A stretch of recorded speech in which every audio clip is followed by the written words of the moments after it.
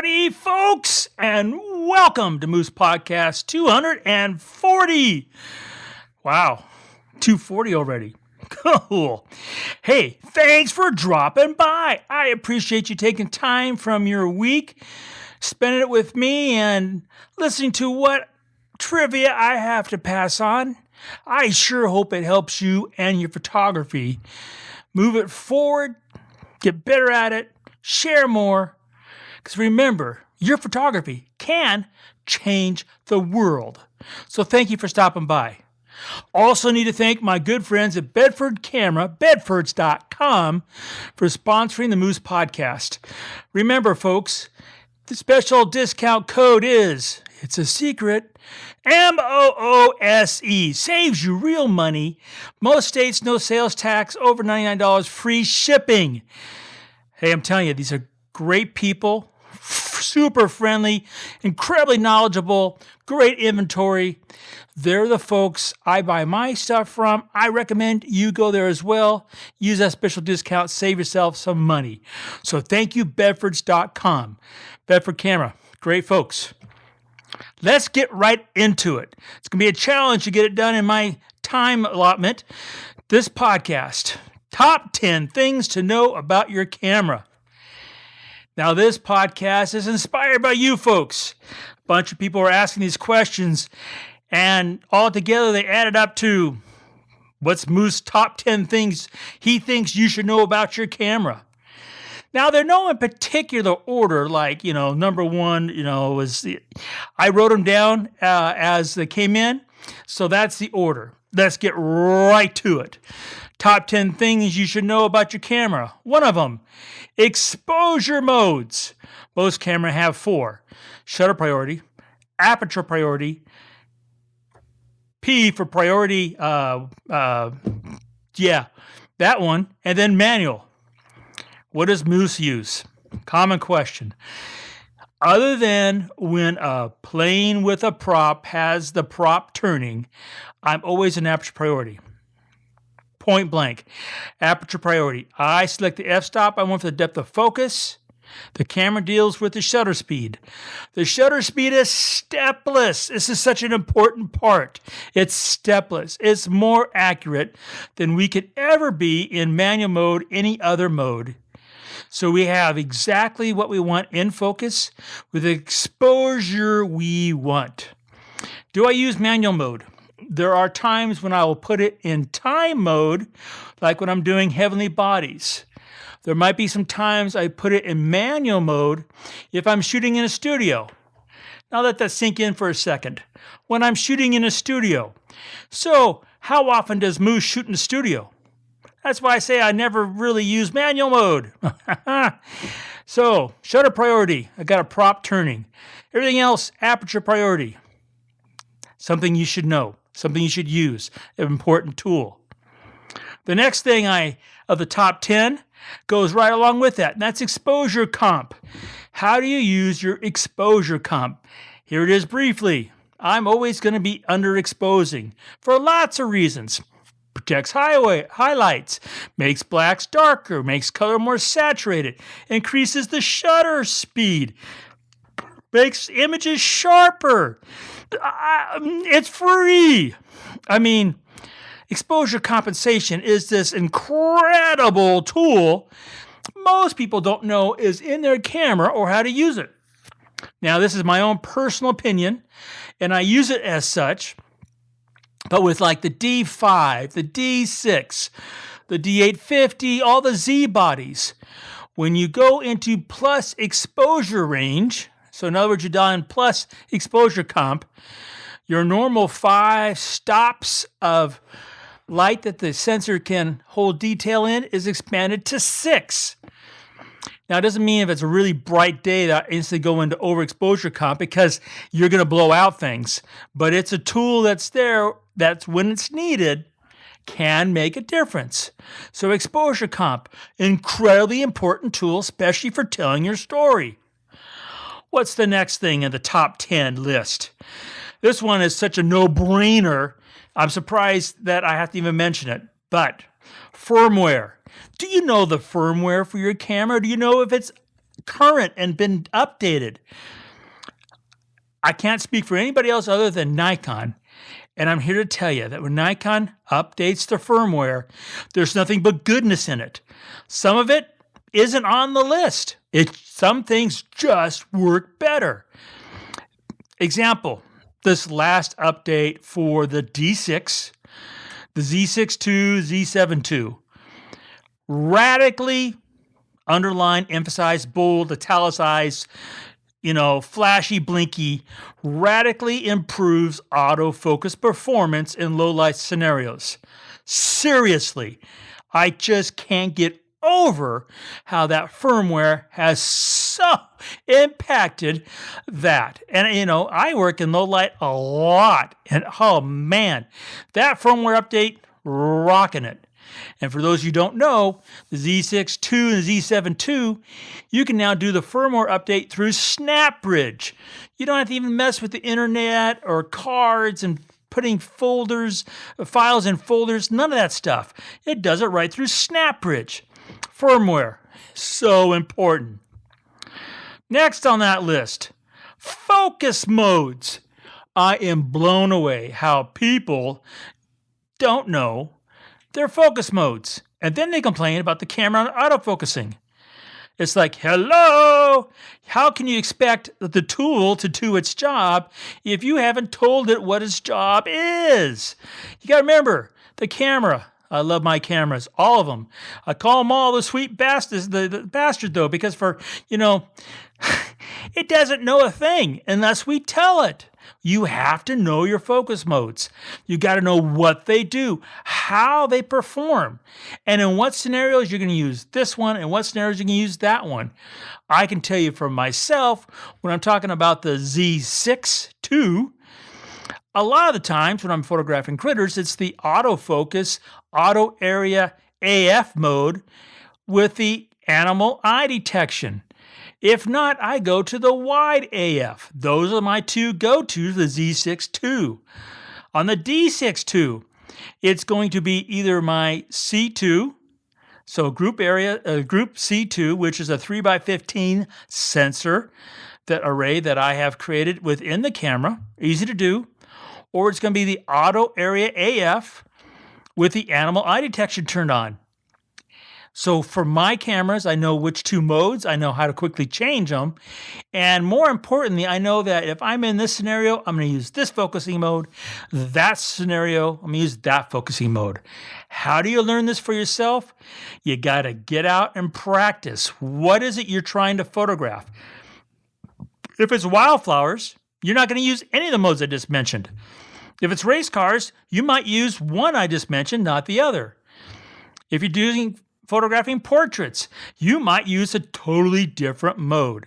So depending on the genre of photography that you love to pursue, go do some tests. And you got to realize that one of the very important links in that testing for autofocus is you. Are you using proper hand holding? Are you using proper long lens technique? Are you rolling your finger on that shutter release? A lot of out of focus images are blamed really unfairly on the camera because it's really the photographer. So focus modes. Next on the top 10 list, know the battery consumption of your camera. I'm so amazed how people go out and either A, don't have enough batteries for their shooting scenario, or B, have a trunk load when they need only one. You don't need to have that many batteries. They've gotten much better.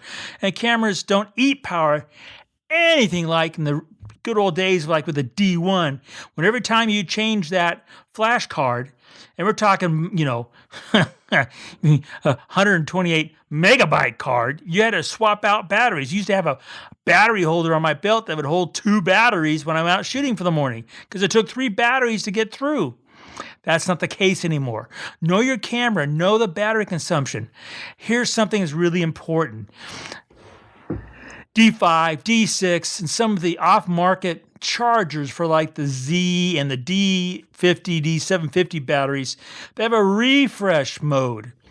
People constantly, I see them hitting that refresh mode for naught. you have inside your camera in the menu system in the Nikon's a battery calculator, and it will tell you if you need to refresh your battery. Does it harm the battery refresh it, needlessly? I don't know. I know it's wasting electricity. I know that puts pollution in the air. So from that point of view, why do it? Two, if you have a fully charged like D5 or D6 or D4 battery, any of those pro flagship bodies, if the battery is full and you hit refresh, man, you're talking about a whole day while it drains it down, does its business, and fills it back up again. So, know your battery consumption. Next on the list of top 10 things to know about your camera body. Know about its firing rate. How fast does it shoot? Does it have, like the D5 and D6, a high-speed crop that increases the firing rate, the frames per second? That's what I'm talking about when I say firing rate. Firing rate, I know. Old term, I'm old. Okay, frames per second. How fast does your camera fire? Is it important? It depends on what you're photographing. A coin collection? Heck no. Okay? You're photographing a bird flying across the sky or a bird bathing or all sorts of number of different kind of scenarios. Knowing that fire rate can make a difference. For myself personally, just personally, I've always needed a camera that shot at a minimum 5.5 frames per second. That's really a kind of an important benchmark for myself, the way I shoot, the way I think as I pan and follow a subject. So know your camera's firing rate. And, I know this is obvious, know how to get it. In other words, some cameras like the Z, you've got a, high rate with a asterisk. That's going to give you the fastest firing rate. When you go to that setting, though, your flash is disabled because the camera's firing so quickly. So you need to know both those things. Cameras like the D5, D6, you have continuous high, continuous low. Which do you need? Which should you do? For me personally, the cameras are always set to their fastest firing mode possible, which of course is going to be what? Correlated with the shutter speed. I mean, you can't do 11 frames per second, if you're shooting a 1 second exposure. It just, you got to have a faster shutter speed. But know how that all happens. It's important. Next on that list, know your custom settings. I cannot believe how many photographers go out with a camera and they struggle to do something. And I'm watching that, and I say, what are you doing? What are you trying to accomplish? What's the problem you want to solve? They explain it to me, and I go, why don't you use custom setting, blah, blah, blah. There's a custom setting for that?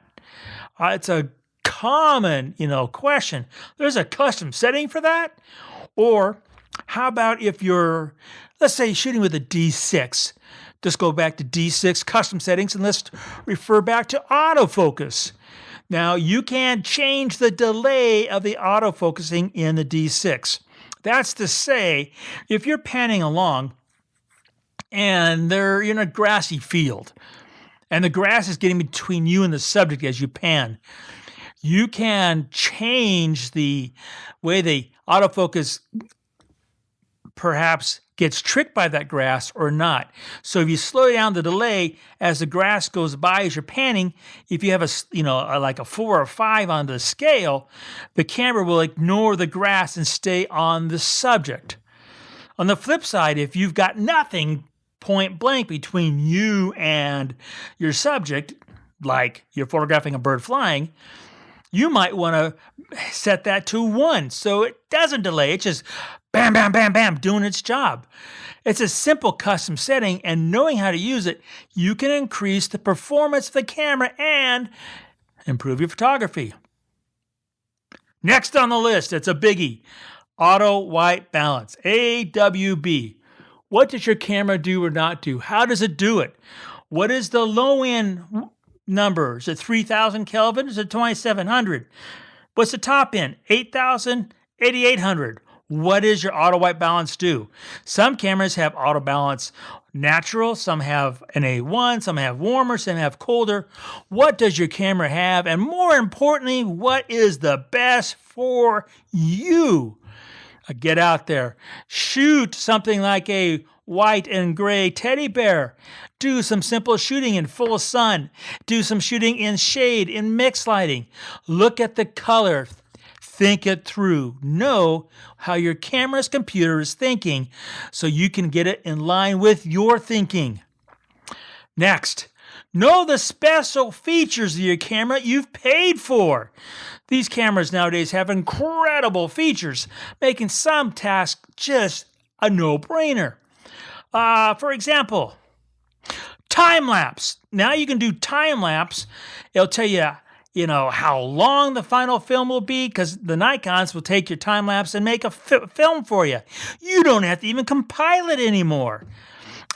It's a brilliant thing. It's a beautiful thing. Know the special features you've paid for and that cold-hearted bastard you've got there that's going to work magic for you. Last on my list, know the moisture limitations of your camera.